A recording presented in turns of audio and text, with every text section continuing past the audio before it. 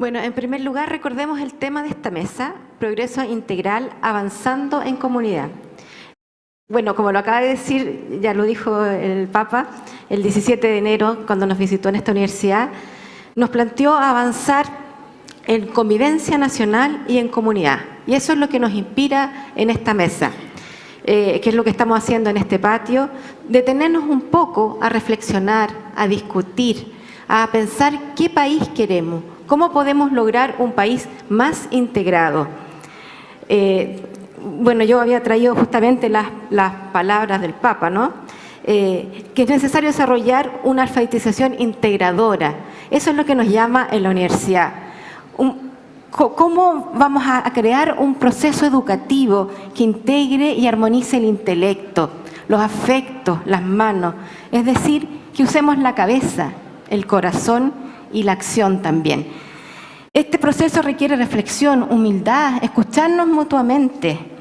En este sentido, mirar siempre las políticas públicas desde lo que piensa la comunidad, como recién conversábamos en el panel anterior, ¿no es cierto? Escuchar desde la comunidad cuáles son sus necesidades también. En ese contexto, la pregunta que me gustaría hacerles a los miembros panelistas es ¿cómo en el proceso de desarrollo del país logramos integrar y que nadie se quede atrás? En otras palabras, ¿cómo podemos ir avanzando en convivencia nacional y en comunidad? Vamos a partir con el señor Alfonso Suet, presidente de la Conferencia de Producción y el Comercio de Chile. Bueno, muchas gracias. Siempre un gusto estar aquí en mi universidad, que le debo tanto, así que soy un agradecido de esta gran obra que tenemos aquí en nuestro país. Y me da mucho gusto verlo, señor Nuncio, a quien también le agradezco mucho sus oraciones por todos nosotros. Lo primero, bueno, hemos partido con estas palabras del Papa, y yo quisiera poner acento en algo que nos dijo aquí mismo. Es cuando nos dice, en una sociedad fracturada, a veces polarizada, a veces atrincherada en su propio interés, el interés del empresario, o el interés de un sindicato, o el interés de un sector político, y nos dijo una cosa bien profunda que yo he guardado desde su visita. Dice, ¿qué pasa cuando nos olvidamos del nosotros? Y él nos dice, sin el nosotros, dice, se fractura una sociedad, se fractura una familia. Nos fracturamos.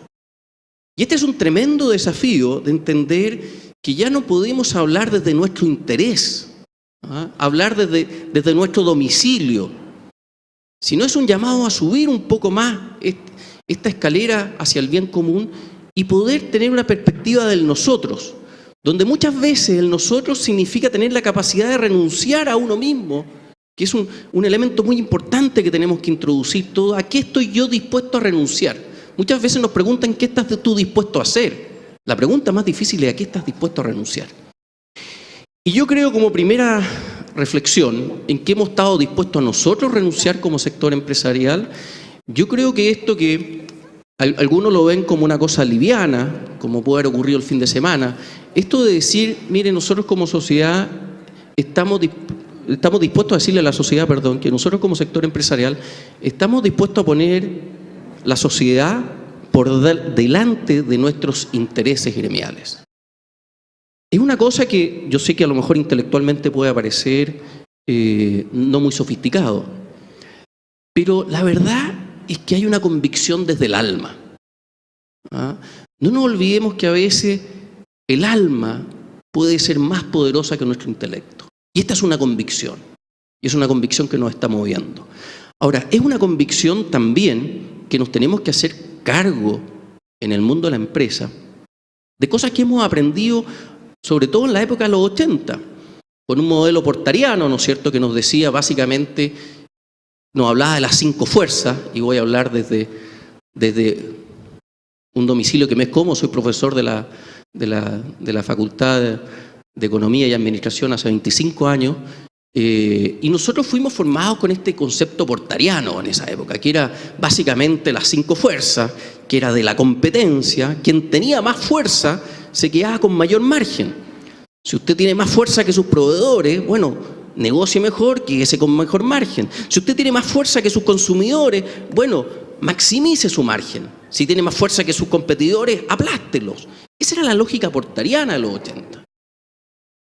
Que posteriormente, gracias a Kramer, el año 2004, se introduce el concepto de la economía colaborativa y no la economía competitiva. Y este tema que se introduce en nuestra academia, en nuestro rubro, que es básicamente el mundo de las empresas, de hacer un llamado a decir, oiga, salgámonos de la lógica de cualquier competencia a la lógica de la colaboración. Y de este concepto intelectual académico nos encontramos de la noche a la mañana con la economía digital, que es una economía colaborativa. En Uber, por ejemplo, lo que tenemos es gente colaborando. En Airbnb entendemos que hay gente colaborando. Muchas veces en el sector empresarial se preocupa porque nos están saltando a la empresa. O sea, muchas veces esta colaboración ha llevado, en definitiva, que tenemos hoy día una empresa, en el caso de Airbnb, ¿no es cierto?, que vale más que la cadena más grande de hoteles de Estados Unidos, y resulta que no tiene una cama, no tiene una sábana, no tiene un portero, y en definitiva lo que se ha producido es una economía colaborativa. Entonces, la buena noticia es que esta economía colaborativa, la economía digital la trajo. Y también tengo que destacar algo que no es menor, que fue parte del panel anterior, lo que hoy día está pasando, ¿no es cierto?, con este gran desafío que tenemos, con la Alejandra compartimos, que nos hemos juntado la empresa, la sociedad civil, la academia, nos hemos juntado con un objetivo común, que es decir, cómo de una vez por todas nos hacemos cargo de 3 millones de personas en pobreza. Porque la pobreza la hemos confundido mucho tiempo, no es la falta de bienes. La pobreza real es la falta de dignidad, de llegar a la casa, ver una familia y decirle, yo no le puedo dar a esta familia lo que otros sí le pueden dar. Y lo más doloroso de la pobreza es cuando ese pobre se queda dormido, y se queda dormido sin esperanza, sin decir, mañana tampoco se lo voy a poder dar.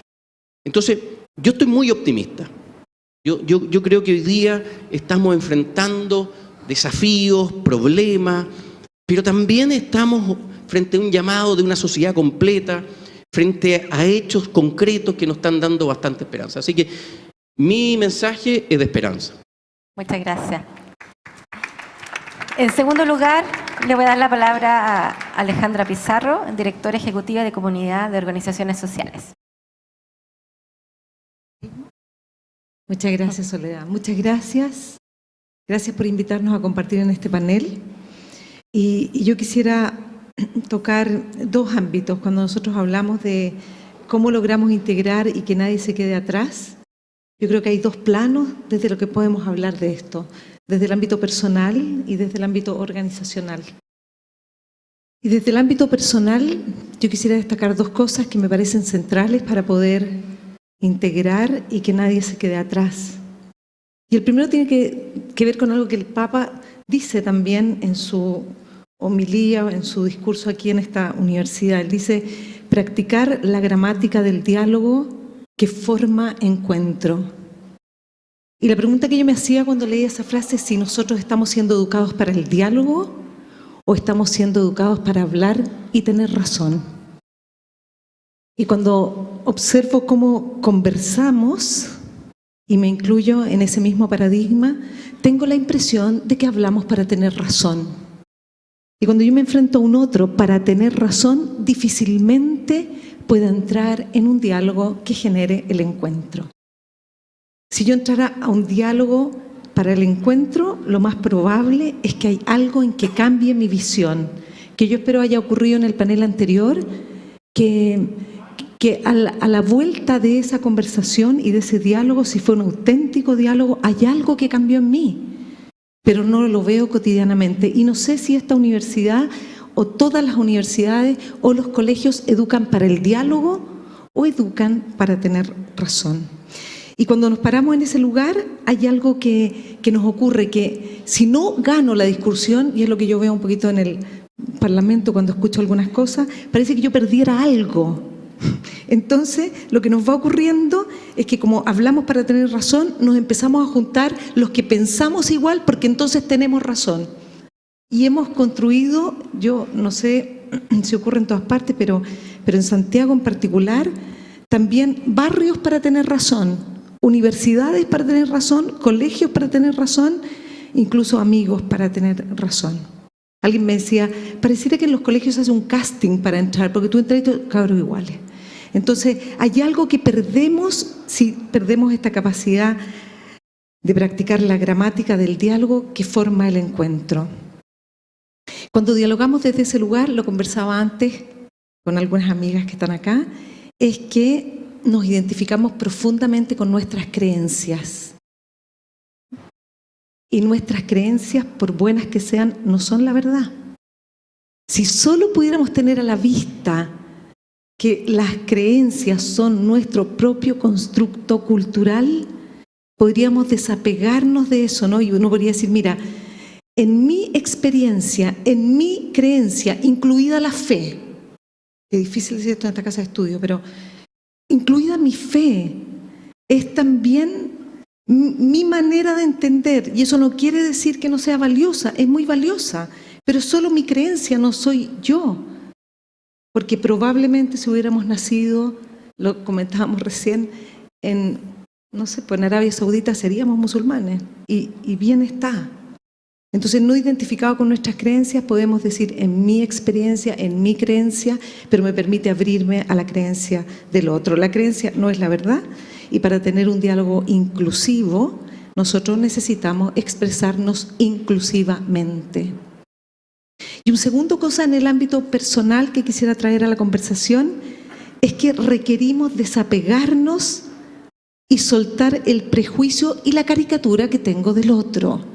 Y es un poquito lo que hemos experimentado con Alfonso y con algunos otros en la experiencia que hemos hecho en el 3xI, que no es más que amplificar algo que venimos viviendo en nuestras comunidades, inspirarnos, incluirnos, innovarnos.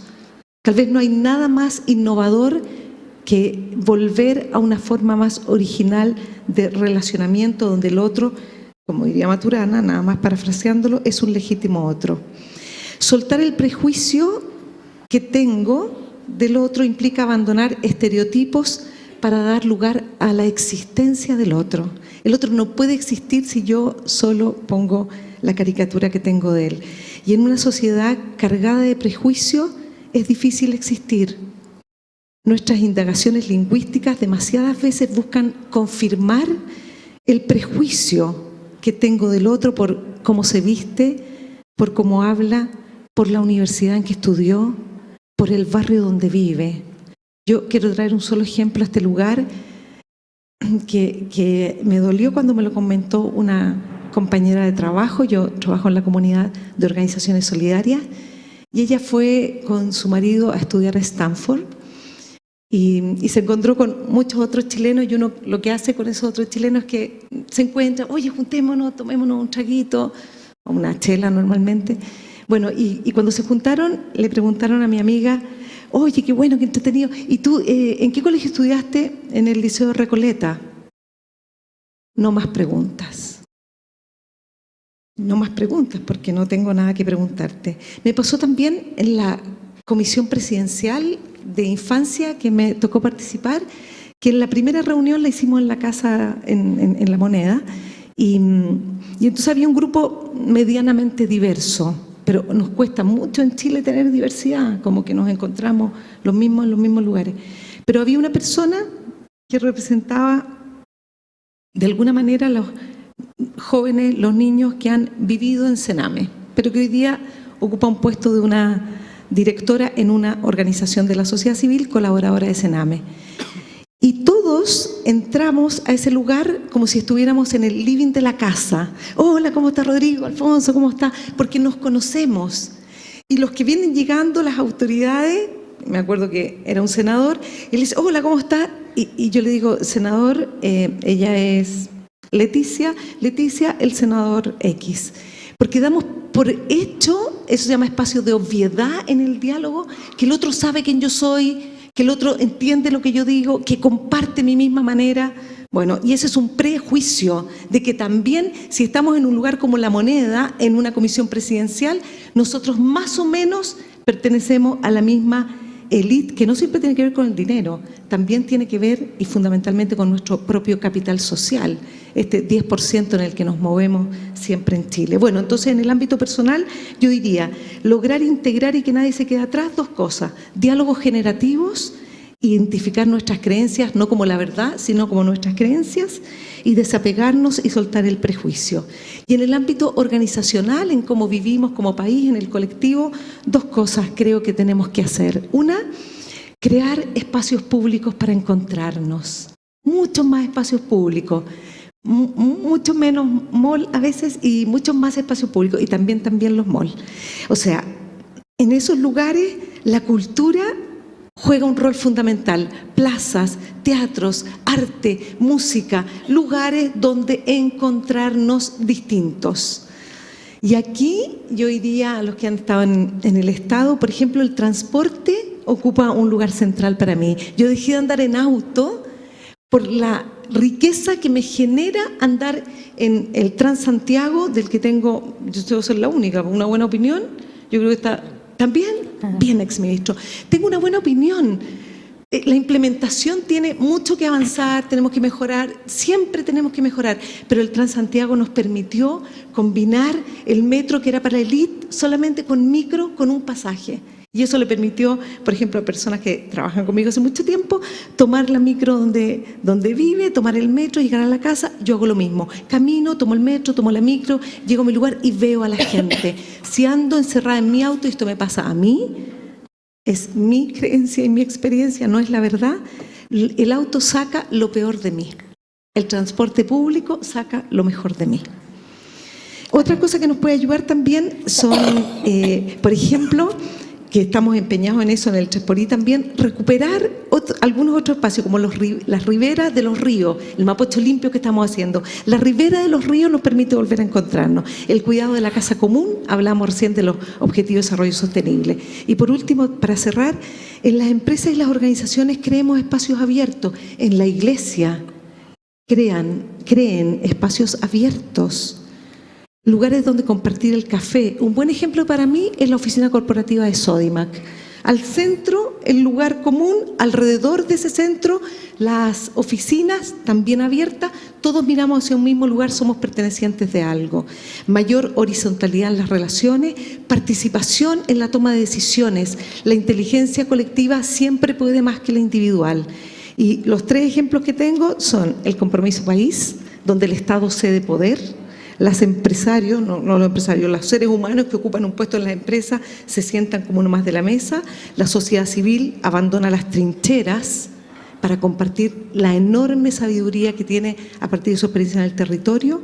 Y por último, la academia, yo decía algo súper fome que no lo voy a decir porque es como, la academia abandona el aula para poner todo ese enorme conocimiento al servicio de un propósito común. El compromiso país para mí es un gran ejemplo de cómo construir hoy el 3xI otro. Y por último, la comunidad de organizaciones solidarias, que me ha permitido a mí conocer más de 210 fundaciones y corporaciones que piensan distinto, que miran distinto, que creen distinto, y que al poner un propósito común nosotros podemos integrarnos, acogernos e incluirnos. Entonces, hay responsabilidades personales y hay responsabilidades colectivas y organizacionales, de empresas, de organizaciones y de forma de construir Estado. Yo creo que el compromiso país, no sé si vamos a resolver, le decía recién a Osvaldo Larrañaga, no sé si vamos a resolver problemas de la pobreza, aportaremos en ello, pero resolverá un gran problema, cada uno encerrado en su trinchera, defendiendo la parte que le toca.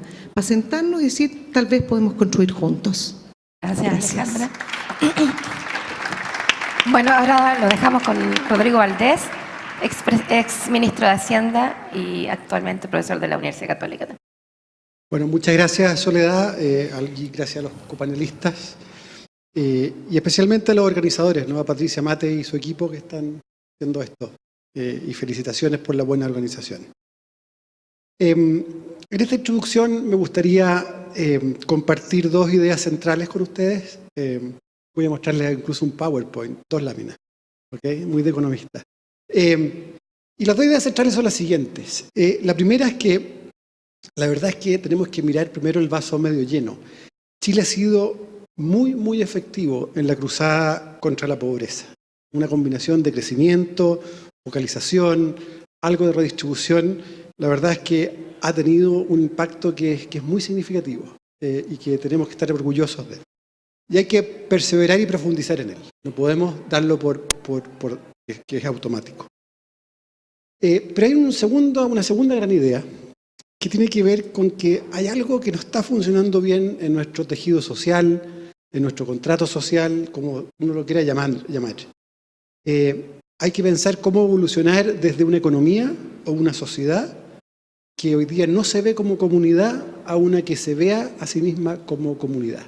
Y eso es mucho más difícil porque no tenemos buenas recetas, pero es claramente un desafío gigante que tenemos. Entonces, respecto del primer mensaje, respecto al tema de la pobreza, me gustaría mostrarles un gráfico. En realidad son dos en un slide. Si me ayudan los gente de la producción, les quiero mostrar primero algo que no es solo Chile, sino que en el mundo hemos sido notablemente exitosos en bajar la pobreza. El gráfico que ven allá tiene dos líneas, el del lado izquierdo. La azul es la gente que no vive en pobreza, y esto es extrema pobreza, ¿okay? Son $2 al día. Es una línea de pobreza bien básica.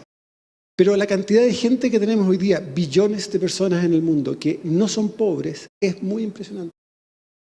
Y más impresionante todavía incluso es que la cantidad de gente que vive en extrema pobreza ha ido bajando. A comienzos del siglo pasado, 80% de la población del mundo era extremadamente pobre. En 1990, recién, 37% era pobre. Y hoy día es como 10%. Queda mucho por hacer, pero escucha que hemos avanzado en una historia más larga de cuando uno ve a nosotros como comunidad mundial, ¿no? Y la experiencia chilena está al lado derecho. Y que es más impresionante aún. La extrema pobreza acá ya ha disminuido consistentemente por harto tiempo. El gráfico de la derecha muestra porcentaje de ser simplemente pobre. Esto es más o menos $8 por día por persona, o sea, harto más del estándar mundial. Y pasamos de 40% y más de pobreza hace un par de décadas a menos de 9 hoy día. Y la extrema pobreza hoy día, que se mide con $5 en Chile, es mucho más baja. Entonces, el mundo ha sido bastante exitoso y Chile aún más. ¿Qué hay detrás de esto? Bueno, los estudios, y aquí está Osvaldo Larrañaga, que es un experto en esto. Si yo leo lo que él ha escrito, más o menos, por poner un resumen, uno diría, mira, 3/4 de esto es crecimiento y 1/4 es un esfuerzo de redistribución, de políticas focalizadas. Y por lo tanto, es muy importante mantener eso, porque ha sido exitoso. Ahora, hay que reconocer que cada vez es más difícil llegar a estos bolsillos de personas que se nos van quedando atrás. Y por eso es tan importante lo que hacen las ONG, lo que hace el Chile Solidario hoy día. Chile Solidario nació como un diagnóstico muy claro que habían personas que no se ligaban al Estado de una manera muy natural. O las ideas del ministro Moreno que los tiene ustedes trabajando, también son ideas muy buenas.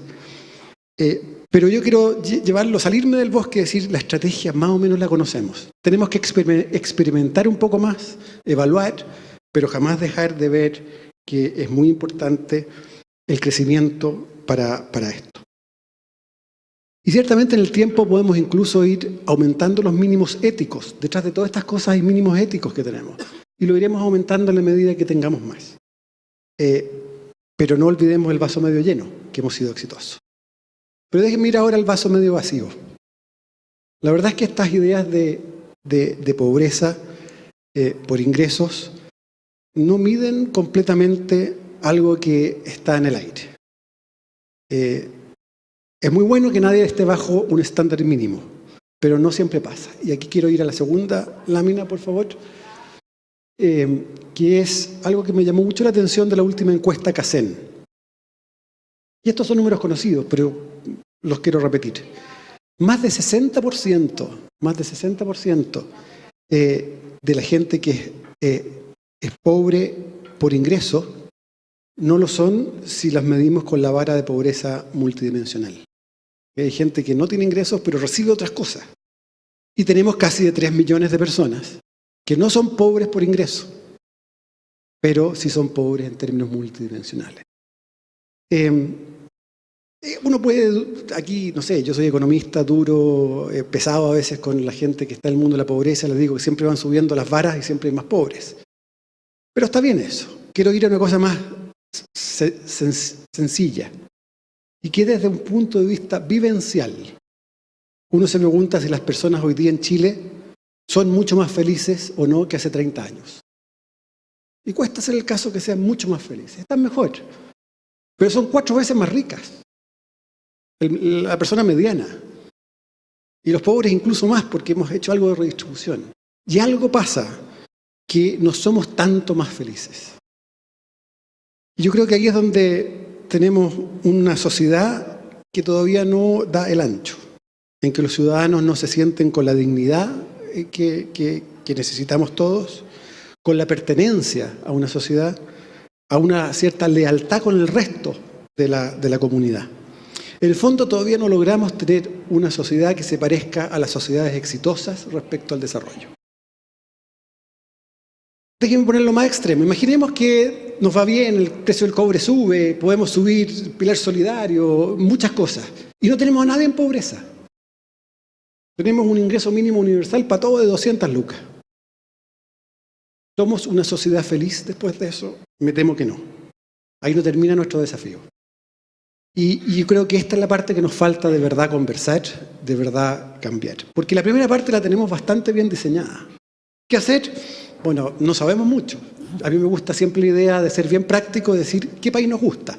Tratemos de hacer cosas que esos países que nos gustan hicieron. No se trata de saltar a ser Suecia mañana. Pero sí hay países más cercanos que nos pueden servir. En el fondo es reconocer que nos faltan cambios institucionales para sentirnos en comunidad.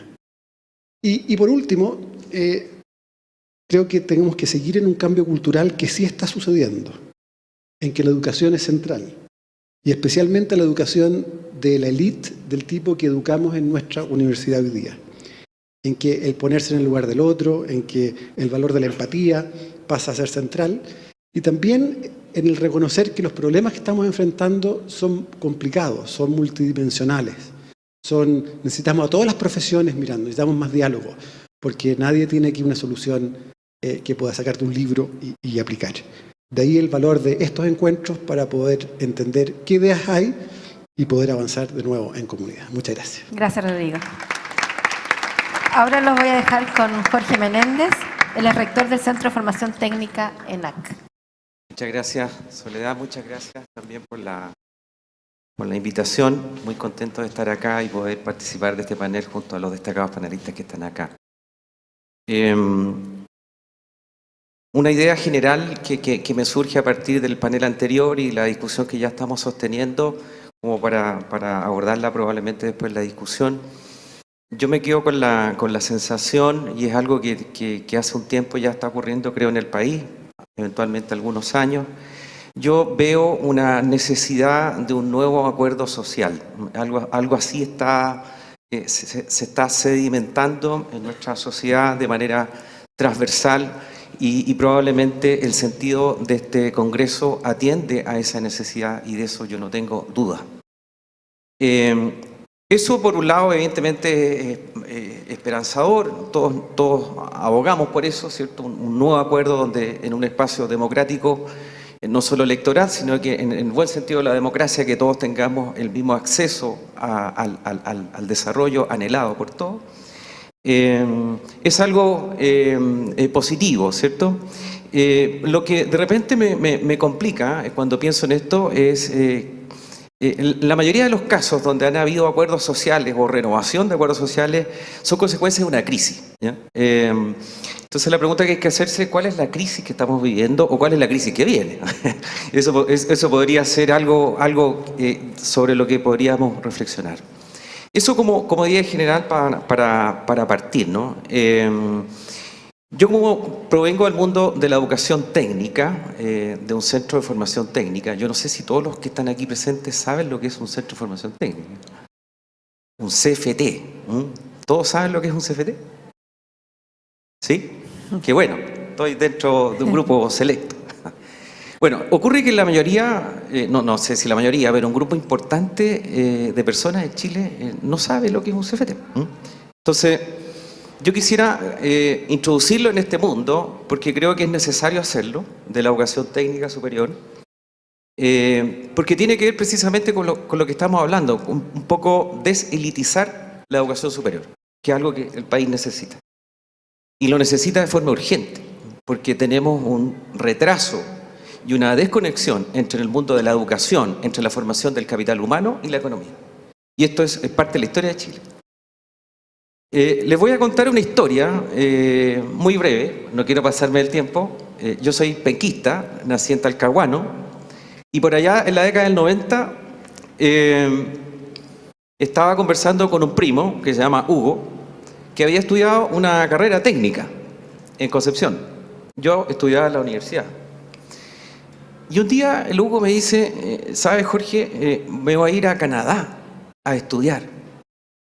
Y yo lo miré raro, dije, oye, primero lo miré casi con desprecio. Dije, ¿cómo tan rasca va a estudiar una cuestión así tan potente?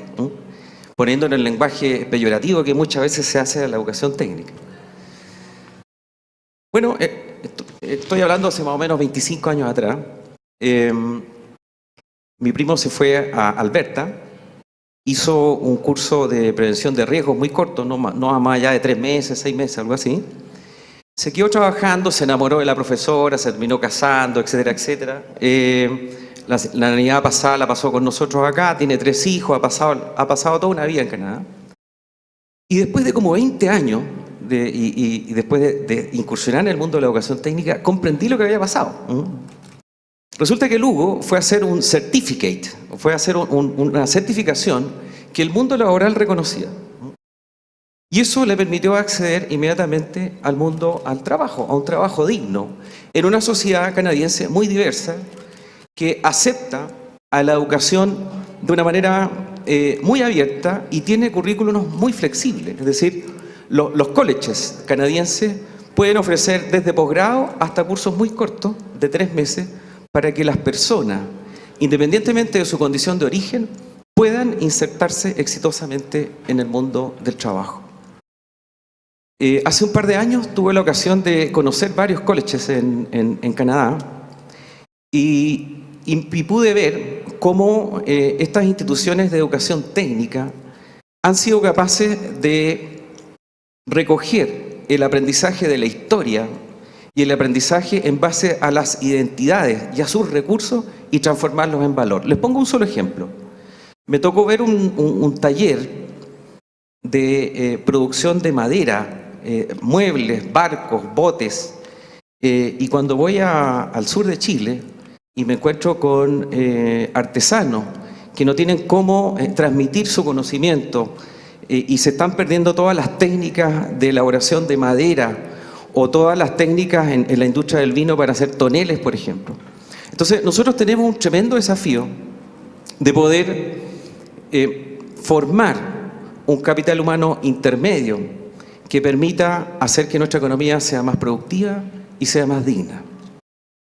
Resulta que, y aquí termino con la referencia, resulta que en Canadá más o menos 2/3 de la población de la educación superior estudia carreras técnicas profesionales. En Estados Unidos es un 45% en los community colleges.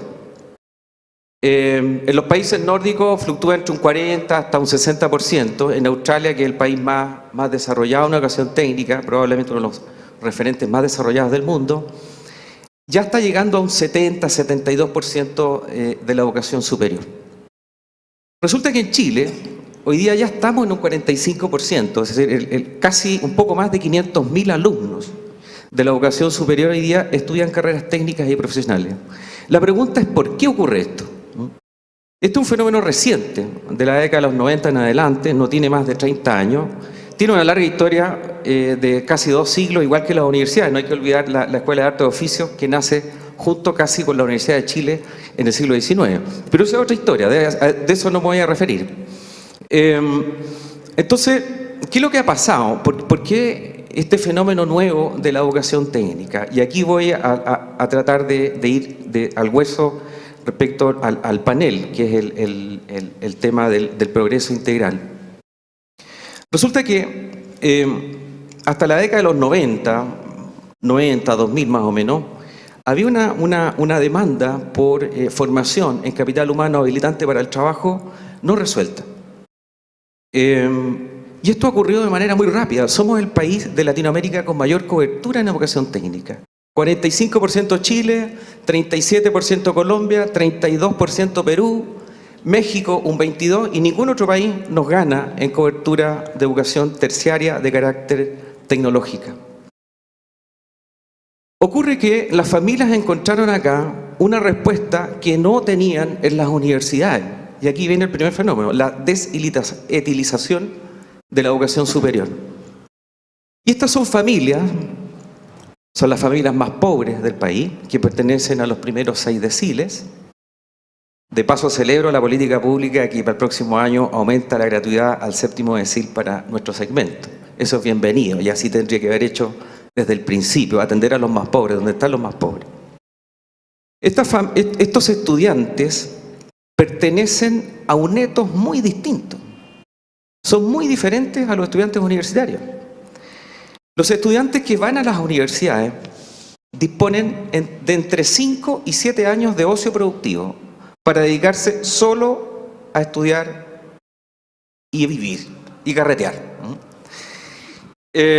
Los estudiantes que van a los centros de formación técnica y a los institutos profesionales tienen responsabilidades múltiples y pertenecen a un etos muy diferente. La mayoría estudia y trabaja, estudian de noche y en el día. Tienen más hijos que los estudiantes universitarios. Algunos son padres de familia. Muchos de ellos tienen que atender necesidades de sus padres, de sus hermanos, están al cuidado de un enfermo, etc. No tienen el tiempo para dedicarle 5 o 6 años a estudios universitarios. Y esto no significa que estos estudiantes sean más buenos ni más malos que aquellos que están en las universidades. Sencillamente son diferentes y tienen un contexto de oportunidades distintas. Ahora bien, y para terminar, son estos estudiantes y estas instituciones que estamos trabajando en el mundo de la educación técnica que hoy día estamos haciendo una apuesta para mejorar la productividad del país y el bienestar. Y digo estas dos cosas porque cuando se piensa en carreras tecnológicas se asocia las carreras técnicas a los fierros, a la industria, a la construcción, etc. Nosotros en ENAC tenemos una buena cantidad de carreras vinculadas al mundo social y al mundo de la salud, donde nuestros estudiantes están haciendo una contribución tremenda y maravillosa, por ejemplo, con el cuidado del adulto mayor, que es un problema de hoy en Chile, y con el problema de los niños vulnerados en los cenames y en otro tipo de instituciones como esta. Entonces, estamos haciendo no solo una contribución a la productividad, produciendo el capital humano que Chile necesita y que nunca ha tenido, que es este capital intermedio para poder desarrollarnos de una manera más integral, sino que al mismo tiempo estamos haciendo una contribución al bienestar. Y desde otra perspectiva, ha permitido que las familias que estudian en la educación técnica accedan a la movilidad social y al progreso que todos queremos. Con eso quedo para... Muchas gracias. Gracias. Bueno, ahora tenemos unos minutos para debatir entre nosotros, si es que alguno de ustedes quisiera comentar algo de otro panelista, si no hago yo las preguntas.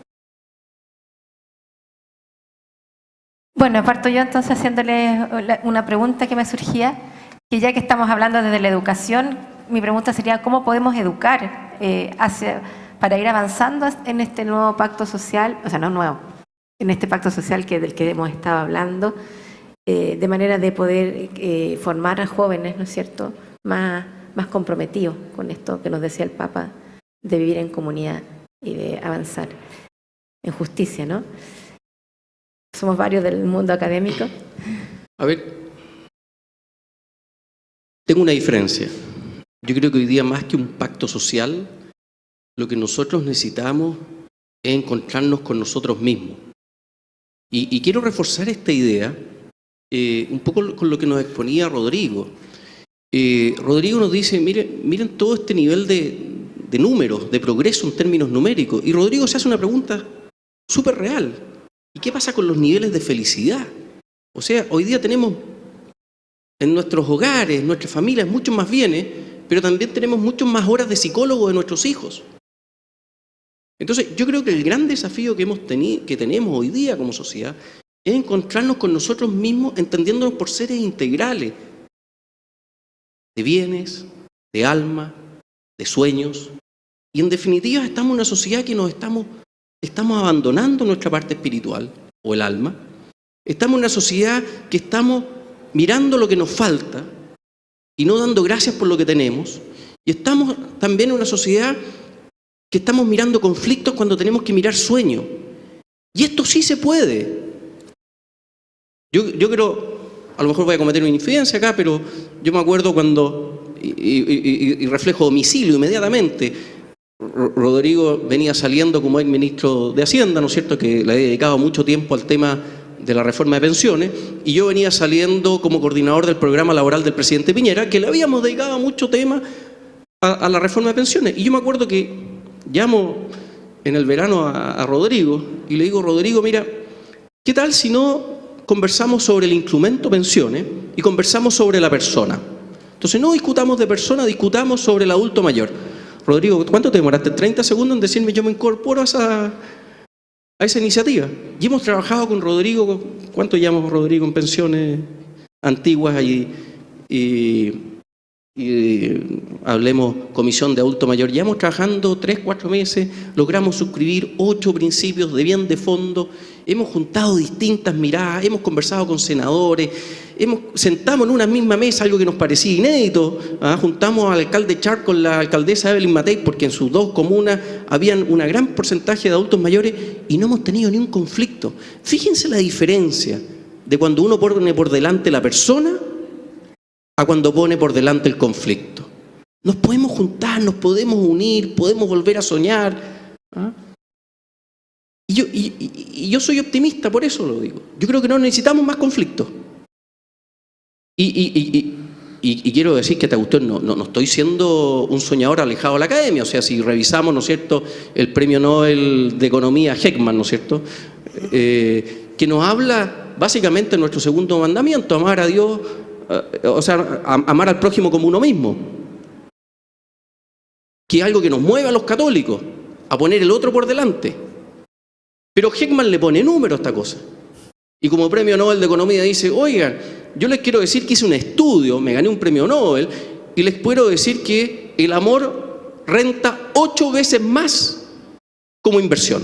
O sea, el retorno sobre el amor, y ese es es un paper académico, yo no estoy hablando aquí no vengo a la luna, estoy hablando de material duro académico. La rentabilidad del amor es por 8. Entonces, yo creo que nosotros salgamos de esta espera, de esta trinchera, de esta espera de conflicto, oiga, y movilicémoslo. Nadie va a hacer nada por nosotros si no lo hacemos nosotros mismos. Y quiero recordarle la frase del presidente Kennedy. Hay algunos que miran la situación y se preguntan por qué. Hay otros que queremos soñar y preguntarnos por qué no. Ahí estamos nosotros. Gracias.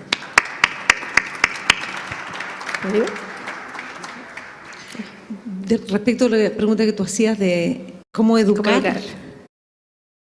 Yo hice clase como 12 años más o menos, ¿no?, en colegios. Hice clase de religión, fundamentalmente. Y mi discrepancia a ratos, lo he conversado harto con Mario Weisslut de Educación 2020, es el excesivo currículum por sobre educar para aprender. No tengo idea porque no soy experta en el tema, pero yo diría que yo esperaría de la educación de hoy la capacidad de entregarle a nuestros niños la alegría de aprender, el amor por aprender y la posibilidad de en ese aprendizaje, la experiencia de trabajar juntos. Yo sé que hay que medir y yo me encanta que midamos porque lo que no se evalúa no se administra, hay que medir, pero no puede estar la educación trabajando para el CIMSE, Porque si la educación trabaja para el CIMSE exclusivamente, el CIMSE es un resultado, es como cuando las empresas solo tenían la tarea de maximizar utilidad. La utilidad es una consecuencia de haber hecho bien la pega y se requiere, porque la utilidad es como el oxígeno, ¿no? Es una consecuencia. Por tanto, el CIMSE es una consecuencia de haber hecho muy bien el trabajo. Y yo estoy convencida, porque lo discutí en muchos consejos de profesores, que cuando educo para el amor, cuando educo para la colaboración, cuando educo para la alegría de aprender, los CIMSE normalmente son buenos. Porque no me tocó, tengo 57 años, pero mis hijos, casi todo lo que aprendieron lo encontraron en Internet. No sé si lo encontraron en la universidad.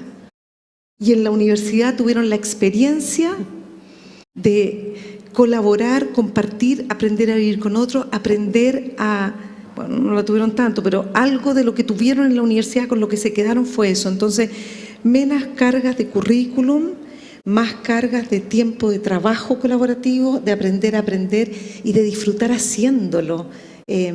Ayer cuando estamos en este tema del compromiso país, donde hay un mundo bien diverso, yo quisiera que fuera aún más diverso, pero bien diverso, me llamó profundamente la atención antes de conformar los grupos. Son 16 mesas de trabajo, empresarios, sociedad civil, academia y el Estado. El Estado como uno más, eso es una de las cosas, una de las buenas noticias también. Y entonces alguien dijo, pero además, trabajemos, busquemos cosas que podemos hacer juntos, diseñemos nuevas, piensen que no hay límite, sueñen lo que quieran soñar y además disfrútenlo. Disfrútenlo. Yo dije, pero espera un poquito, ¿cómo disfrútenlo? Disfrútenlo. Esa fue la instrucción que entregó el ministro. Disfrútenlo. Entonces, tal vez yo esperaría una educación más abierta a eso, que una educación centrada en el CIMSE, sin desconocer que debemos medir los resultados del aprendizaje, habida cuenta que la comprensión lectora que tenemos es tan baja, pero será más baja si lo pasamos mal mientras lo hacemos. Mientras más doloroso es el aprendizaje, más triste, menos capacidad de entender lo que estoy leyendo. Yo me acuerdo que mis monjas, yo estuve en María Auxiliadora, ahí en Avenida Mata, y mis monjas le dedicaban muchas horas a jugar con nosotros. Jugamos voleibol, andamos en patines, tocaban guitarra eléctrica, y soy vieja, por eso eran los años 70 y algo, tocaban guitarra eléctrica. Y hay tanto que aprendí en el convivir y me fue súper bien en la prueba y entré a estudiar a una buena universidad, que no es esta, pero es la Chile, una buena universidad. Increíble. Entonces hay algo que estamos haciendo mal. O menos. Yo partiría por reconocer que educar es súper difícil. Cuando se habla de mejoremos la calidad, es como, sí, estamos todos de acuerdo, pero partamos reconociendo que es una tarea complicada, desde educar a un niño en la familia hasta un universitario, y que esté contento y que lo pase bien. Entonces hay que pagarle a los profes, no a los profes universitarios, no estoy haciendo... tenemos que revalorar, y yo creo que de las cosas más importantes que se hicieron en la educación en los últimos años fue la reforma de la carrera docente. No quedó perfecta, pero fue un acuerdo transversal al final, 2 meses de paro mediante, para empezar a poner más plata donde importa, que son los profesores. Estoy con Carolina, tenemos que valorar la diversidad mucho más. Yo creo que tenemos una uniformidad en Chile en todo tipo de cosas que es muy complicada. Quizás ya es tiempo de empezar a votar el uniforme escolar, incluso. Leí un ensayo muy bonito de una alumna de sociología que hizo en el curso que estamos dando ahí con la Pilar Roulé, que hablaba de que el uniforme es como el epítome de ser todos iguales. Tenemos que colaborar, sin duda. Dado que estamos contando también historias del pasado, cuando hablábamos recién de esto de colaborar, me acordaba cómo nos ponían nota a nosotros en economía cuando yo estudiaba economía en la Chile, aquí al lado, en la FEN. Y el 4 era la media del curso menos 1/4 de las desviaciones estándar. O sea, 40% se rajaba, 60% pasaba. Una estructura hecha para la no colaboración. Hemos ido aprendiendo, eso ya se abandonó hace muchos años. ese proceso tiene que seguir, ese proceso de cómo uno aprende a trabajar con gente distinta, a cómo distintos puntos de vista agregan. Creo que se está metiendo en la educación nuestra, nos falta mucho, pero al menos en la Universidad Católica yo veo como un apriete importantísimo de ir cambiando cómo se enseña. Es difícil para los profes, ha sido un aprendizaje, pero creo que tenemos que invertir harto más en eso, para que al final la gente, como decía la Carolina, aprenda a aprender, que es un paso sustancial. Solo agregar una cosa a lo que dice Rodrigo, y yo recuerdo, aquí hay harta gente grande también, nosotras, porque era colegio de puras mujeres, era de las monjas, hacíamos el aseo en nuestra sala. Y creo que fue tan educativo. Entonces, educar para el amor y educar desde el amor y educar para la colaboración también significa hacernos cargo del lugar donde nos están educando. A mí me hizo tan bien, había comité de aseo, comité ornato, comité de disciplina, no sé. Yo hoy día me imagino que si a un colegio se le ocurre que al término de la clase sus niños tienen que barrer, la demanda que le va a llegar a ese colegio va a ser brutal. Y no sé si era tan malo, y no significa que no hayan personas que nos ayuden en eso, pero educar para cuidar significa también hacernos cargo. A mí me hizo súper bien eso. Gracias. Me gustaría agregar algo con educación. Yo siento, y quiero decir siento porque lo voy a hacer muy personal, que no estamos haciendo las preguntas equivocadas en educación hace bastante rato. Y quiero justificar esto. Nosotros sabemos por el informe de Naciones Unidas del año 2016 que el 67% de los puestos de trabajo de las 15 naciones en vías de desarrollo van a desaparecer. Y también sabemos por el Foro Económico Mundial que el 65% de los puestos de trabajo que vienen por delante no los conocemos. Entonces piensen en eso. Estamos educando para puestos de trabajo que no existen y vienen puestos de trabajo para los cuales no estamos educando. ¿Cómo lo hacemos? Y básicamente tenemos un problema muy de fondo. Nosotros estamos educando de acuerdo a Andrés Bello. Estamos educando de acuerdo a la segunda revolución industrial, que es del conocimiento. Eso, el conocimiento es sinónimo de la segunda revolución industrial. Yo estudié en la época del conocimiento, que tenía que memorizar el domingo en la tarde, un cuaderno entero, llegar el lunes, recitarlo en una prueba, salir a recreo y se me había olvidado.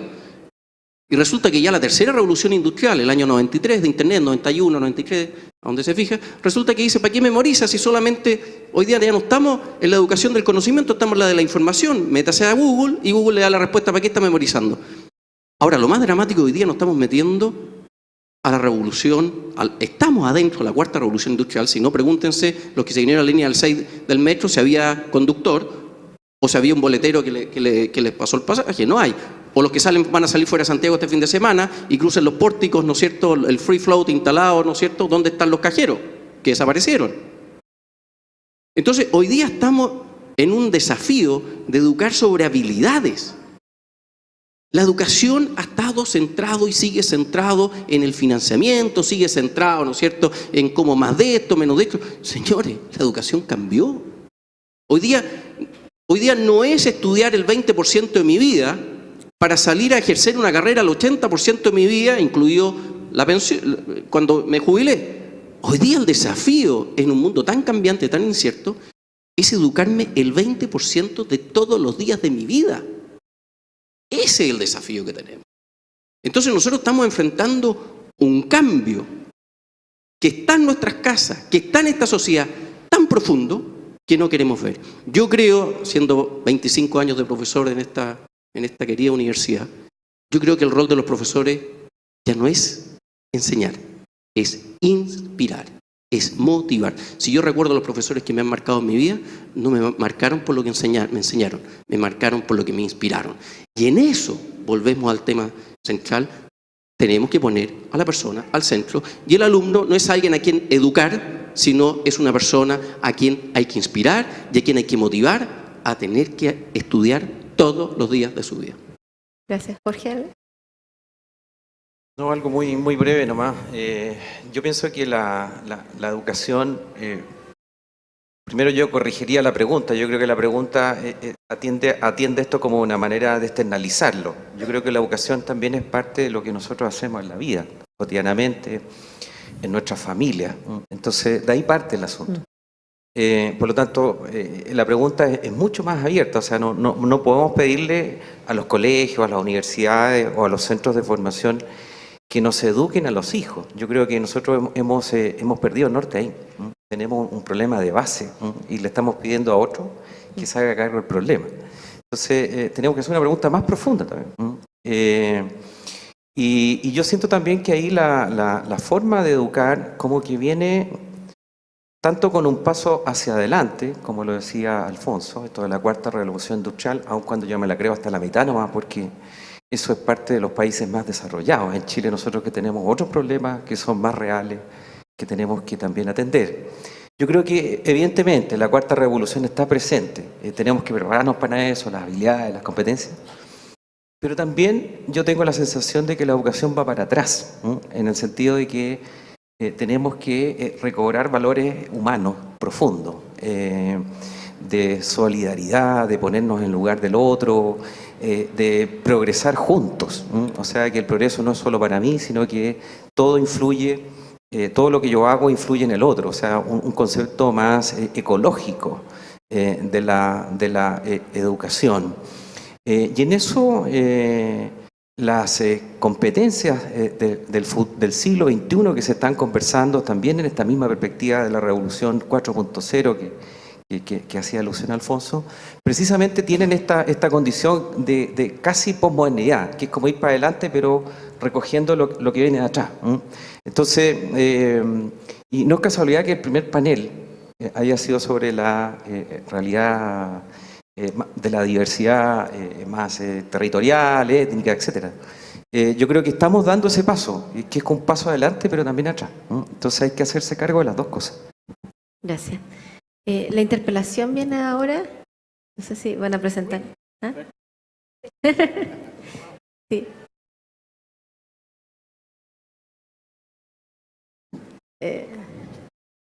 Gracias. ¿Se presentas, por favor, primero? Hola, soy Claudia Fuchsloger y vengo representando a la consultora ProQualitas. Y quería preguntarle a Alfonso, pero es una pregunta que es válida, yo creo que para todos los que están aquí, para toda la sociedad y quizás para todos los seres sintientes. Pero tiene que ver con cómo partieron el panel de cómo no dejar a nadie afuera, desde dónde observar eso. Voy a decir algunas cosas sueltas, pero las voy a hilar para preguntar.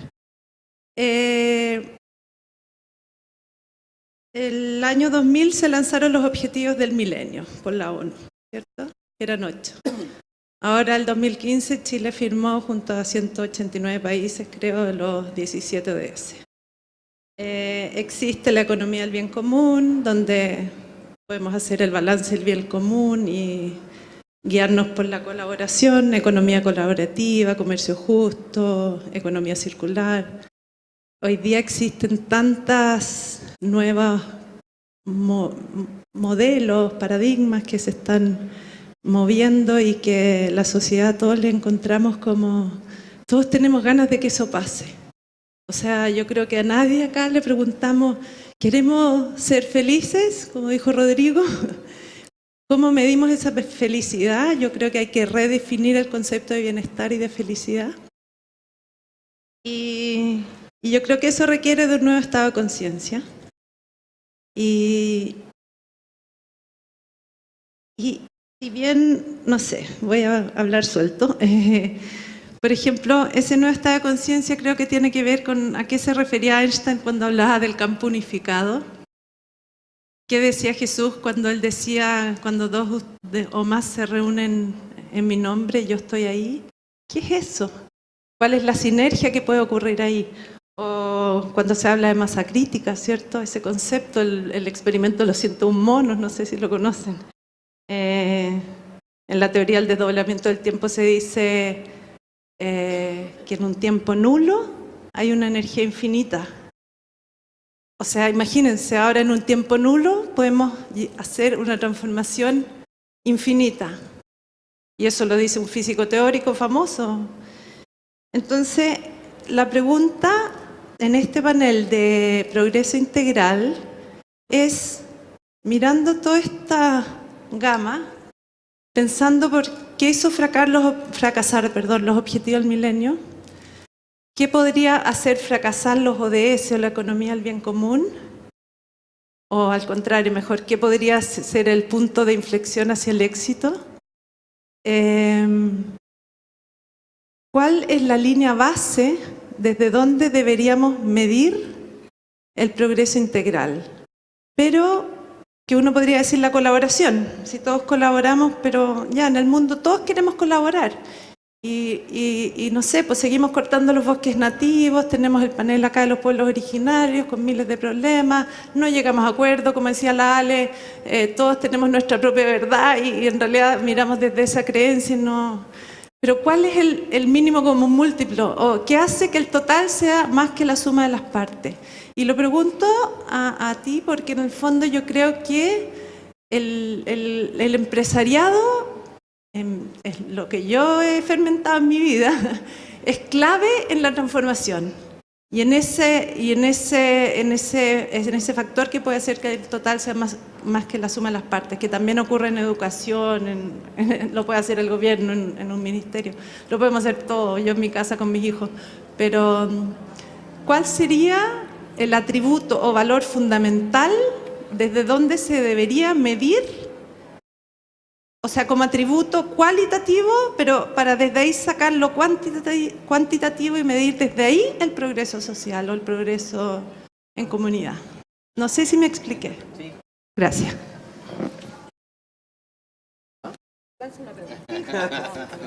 A lo mejor debiste haber estado acá, Claudia. Mira, muy simple. A una respuesta compleja voy a tratar de ser simple. Tu pregunta cualitativa, yo por lo menos la encuentro en el segundo mandamiento, que es poner al otro por delante. Yo creo que esto que te estoy diciendo de poner al otro por delante es algo que viene antes de que yo fuera presidente de la CPC. Y nace con algo que muy bien explicó la Ale, que hemos compartido, que es, por ejemplo, el 3xI, que el 3xI básicamente es sacar a los empresarios de sus empresas, de su escritorio, de donde sea, y juntarlos con un improbable, y ese improbable es un otro. Y la verdad que lo que hemos visto, fíjate una cosa, de ver grandes distancias, tremendas caricaturas, lo que yo he visto y he experimentado, y Alejandra aquí ayúdame, que cuando se han encontrado con el otro, se han encontrado con ellos mismos. Yo he visto, no sé, por ejemplo en Villarrica, vimos casos de empresarios que nunca me hubiera imaginado en una transformación total. O sea, ahí hay un tema, ahí hay un tema.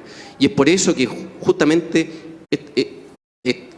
esta CPC que me está tocando a mí presidir, no es algo nuevo, es solamente esto de decir, veníamos de esta cultura del encuentro, del otro, del improbable, y decir, dado que nos hemos encontrado, no hemos descubierto nosotros mismos. Uno cuando pone el centro del otro, se descubre a sí mismo, es una maravilla. Y hemos dicho, dado que hemos vivido esto, es hora que pongamos la sociedad por delante de nuestros intereses. No es que estemos renunciando a nuestros intereses, esto quiero ser súper claro, sino hemos puesto los intereses de la sociedad por sobre los nuestros y eso nos obliga a renunciar a ciertas cosas. Entonces, eso es lo primero. ¿Cómo lo medimos? Yo creo que si queremos ponerle número, Alejandra, ¿cuánta gente llevamos ya participando en nuestros 3xI? 900 personas, hemos tenido 900 encuentros de improbables. ¿Cuántas acciones estamos haciendo? Ayer lo rescataba el ministro Larraín, decía, en estas 16 mesas yo quiero decir que con la CPC, con Alfonso, partimos hace 4 meses haciéndonos cargo de las cárceles. Entonces, si uno mira, por ejemplo, la cantidad de iniciativas que estamos haciendo, yo creo que es una forma de medir. Si uno mira, por ejemplo, cuál es la agenda hoy día de la CPC, la agenda de la CPC tiene tres áreas. Uno que es básicamente la economía digital, que es muy importante, en donde estamos enfocados en el mundo del trabajo, donde quiero decir que los más preocupados son las centrales de trabajadores, porque algunos empresarios pueden pensar, esto es re fácil, reemplazo sindicato por robot, como ha ocurrido, por ejemplo, en la fábrica Bosch en Alemania. No hay sindicato, hay puro robot. Nosotros fuimos con la CUT a ver esa fábrica. Pero nosotros entendemos que hay sociedad y por lo tanto hoy día nuestra mirada al mundo en la CPC del mundo digital está centrada en el mundo del trabajo. La segunda tiene que ver con lo que es política pública, que estamos, ¿no es cierto?, trabajando en pensiones con Rodrigo, o adulto mayor, mejor para que seamos coherentes, en tributario. Claro que con Rodrigo ahí estamos en posiciones un poquito más distantes, pero ya nos encontraremos, en laboral, en todo lo que viene. Y lo otro es una agenda muy relevante, que es un proceso que se llama la cultura de la integridad. que estamos trabajando con todos los directorios de empresas, estamos trabajando con todas las empresas, que la cultura de la integridad solo queremos sembrar esta semilla. Cada vez que en una empresa se tome una decisión, se pregunte cómo afecta al otro, cómo afecta a un trabajador, cómo afecta a un proveedor, cómo afecta a un consumidor y, por supuesto, en realidad, en lo que tú decías, cómo afecta a nuestro medio ambiente. Entonces, estamos haciendo cosas, yo creo que podemos ir cuantificando y por eso yo quiero decir que estamos optimistas. Nosotros yo creo que hemos hecho un cambio copérnico en nuestra mirada. Cuesta verla desde afuera porque necesitan ver resultados, pero en convicción yo siento, Alejandra, tú has estado ya con muchos empresarios, creo que tenemos un cambio copérnico y por eso yo decía mi mensaje de esperanza, porque veo cambio en nuestro interior. ¿Puedo agregar una cosita a eso? Y Rodrigo también. Es corto, ¿eh? Yo creo que también hay alguna esperanza, Claudia, en los jóvenes. Yo he visto cómo, y tú también, cómo aparecen las empresas B, que al final es como el desde, pero que han también impactado en la forma de hacer empresa a las empresas A. Las empresas B, que me encanta el lema, no queremos ser las mejores empresas del mundo, sino las mejores empresas para el mundo. Y en ese contexto las obligan a mirarse y a medirse. Las empresas tienen que empezar a medirse porque son las que mueven la aguja. Estoy contigo, dan trabajo, generan desarrollo, crean bienes para las personas. Entonces son las que mueven la aguja. Por eso es tan importante estar con ellos. Pero las empresas B también han movido un poquito la aguja. Esta empresa Late, 100% su utilidad se entrega para organizaciones que trabajan con pobreza y exclusión. Es una manera de hacer empresa con un mercado, usando el mercado también para el bien común. Yo no digo que todas las empresas tengan que ser así, pero sí todas las empresas creo que tienen que ir en esa línea. Luego de decir eso, yo creo que es clave para el mundo empresarial conciliar trabajo y familia, conciliar trabajo y tiempo libre, conciliar trabajo y tiempo para meditación, y ahí tú tienes toda la razón, es un cambio de conciencia y eso toma tiempo y yo espero que las organizaciones, también la sociedad civil, nosotros trabajamos como locos. Me acuerdo de una organización que trabajaba con niños y decía, nosotros hacemos familia a costa de las nuestras. Eso hace la sociedad civil que a veces se plantea desde el escenario a pontificar, pero muchas veces la forma de trabajar de la sociedad civil es tan valioso lo que hacemos que es a costa de nuestros hijos y eso tampoco debe ser. Entonces conciliar trabajo y familia clave para mover la aguja. Y por último, me encanta lo que hace una consultora que se llama Gulliver, que fue la que nos enseñó cómo seguir adelante con el último 3xI en Concepción. Ellos dicen, nosotros tenemos que crear un ecosistema donde todas las agendas tengan lugar, porque si yo obligo al empresariado a renunciar a su agenda personal, está difícil que entre. Yo digo, entra con tu agenda, empresa, sociedad civil, entra con tu agenda, academia, entra con tu agenda. Y en el encuentro de agendas encontramos un propósito común. No puedo pedirle al otro que deje de ser el otro, porque el otro también, en este caso la CPC, se debe a un montón de otros empresarios, pero con la agenda de la empresa al encuentro de la agenda de la sociedad civil e idealmente de los ciudadanos, de la academia, del Estado, podemos construir otra forma de relacionarnos. Y yo termino con esto para dar la palabra a Rodrigo. Es clave el modo como nos relacionamos. Clave. Y ahora estábamos ahí tomando el café, la señora que nos sirve, porque también es tan digno ese trabajo. Entonces, cada trabajo, cada cosa, hay un lugar donde voy donde es un abogado amigo que todavía es sensorista, entonces, todavía es sensorista. Clave cómo me relaciono con el otro, cuando subo al metro, cuando subo a la micro. Entonces, el modo como nos relacionamos puede crear... Gracias, Rodrigo.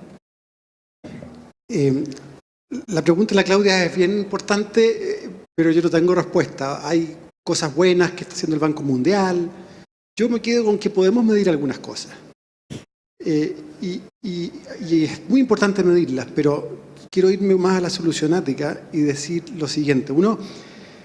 Yo veo como tres grandes ámbitos que necesitamos trabajar. Uno creo que Alfonso lo puso muy bien, que es como cambios personales. Quizás tú, Carolina, también. Estás hablando de cambios personales que son al nivel de cómo uno interactúa con otro. Hay otros que son súper lentos, muy importantes, que son cambios culturales colectivos. Lo que está haciendo, el empresariado hoy día, uno puede verlo como una cosa casi en el extremo de propaganda, y el otro extremo de un esfuerzo de verdad de cambio cultural. Y es muy valioso ese esfuerzo de cambio cultural. Pero yo no me quiero olvidar de una tercera cuestión, y es que las instituciones y los incentivos importan. No vamos a construir una sociedad como Australia, como Canadá, que han salido acá, como que nos encantaría, y a mí me encantaría ser como ellos, porque tenemos solo australianos y canadienses, o nos transformamos en ellos. Ellos tienen reglas distintas.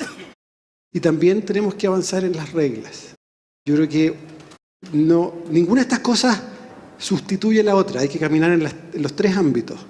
Pero no podemos abandonar también los cambios institucionales que proveen el marco sobre el cual uno se mueve. Por eso puede ser fastidioso, lejano hablar de financiamiento de la educación. Yo entiendo eso, pero no es completamente ajeno al cambio institucional que Chile necesita ir avanzando para tener una mejor sociedad. Puede que no sea la mejor estructura que uno pueda armar, y esa es otra discusión, pero me gustaría que no nos quedáramos en como que solo desde la sociedad civil, solo desde no el Estado al final, vamos a lograr el cambio. También el Estado es necesario que tenerlo en la ecuación.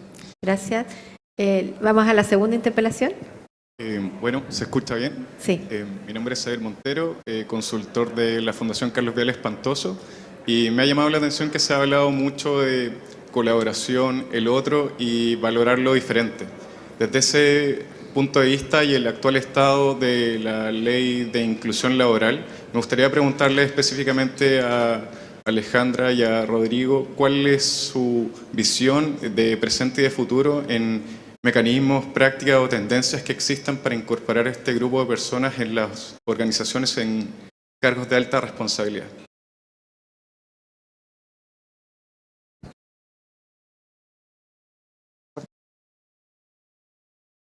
Pucha, el tema laboral, las regulaciones laborales, creo que son de las cosas más difíciles de discutir en la sociedad, porque se encuentran ahí visiones bien cargadas de distintos lados.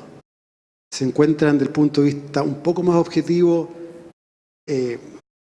dilemas entre, por ejemplo, equidad y eficiencia, que son bastante claros. Y eficiencia es bien fácil de ver en que mercados flexibles son más eficientes. Pero supongo que nadie acá estará en contra de regular el trabajo infantil o de que la gente tenga derecho a un feriado. Bueno, esas son regulaciones que son ineficientes desde el punto de vista puro económico. Entonces, tenemos esta tensión siempre. Y en Chile en particular, y a mí me tocó vivir en carne propia la reforma laboral, en realidad sufrirla más que vivirla, en su proceso legislativo, se manifiestan incluso más fuerte que en otros ámbitos estas discusiones.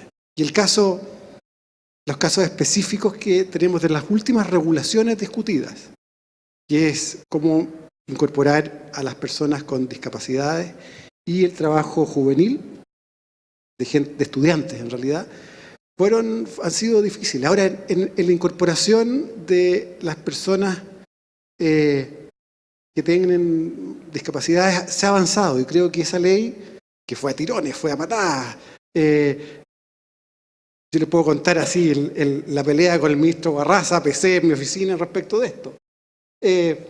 Pero se llegó a un acuerdo y va avanzando. Y son esas cosas duras de hacer, pero que se avanza. Que no se pueden hacer todos los días, no se pueden hacer rápido, pero fue un avance. En el caso del trabajo de estudiantes, lamentablemente, yo creo que fue bien triste lo que pasó. Que hubo un trabajo bien colaborativo desde el Frente Amplio al gobierno.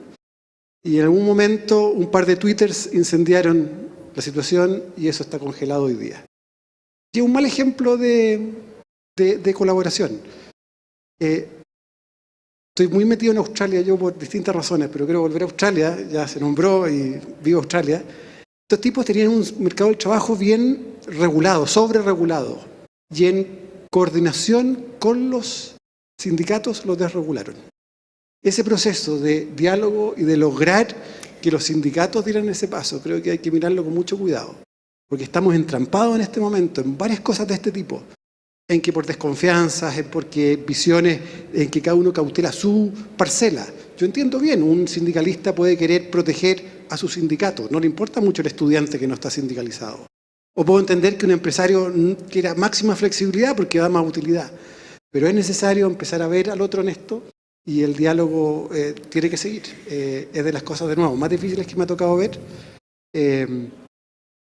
pero es el futuro. No creo que con la regulación laboral que tenemos hoy día en Chile vamos a lograr el tipo de sociedad que queremos.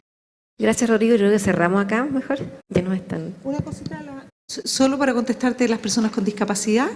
La ley es correcta, a pesar de que las personas con discapacidad, muchas veces no queremos leyes porque discriminan, aunque discrimine positivamente, la empujamos, estamos contentos, pero no basta, es necesario además entender la capacidad que esa persona con discapacidad tiene al minuto de incorporarla al trabajo. Eso es incorporarla. Lo otro es cumplir una ley y ponerla a hacer cualquier cosa, y ese es el riesgo. Entonces estamos contentos con esa ley, pero tenemos que avanzar en un cambio cultural al incorporar personas con discapacidad, el día de mañana personas que tuvieron privadas de libertad o personas de minorías sexuales también. Gracias. Agradecemos las reflexiones del panel de expertos y también la participación de los asistentes. Invitamos al capellán general de la Pontificia Universidad Católica, padre Guillermo Green, para entregar un recuerdo a los panelistas. A continuación, les invitamos a participar en la celebración de la Santa Misa, que será celebrada por el nuncio apostólico Monseñor Ivo Escapolo. Esta se realizará en la capilla del campus, ubicada en el segundo piso del edificio que está a sus espaldas. Reanudaremos las actividades a las 15 horas con el tercer panel del día, Mujeres Gestoras del Futuro. Agradecemos su puntualidad. Muchas gracias.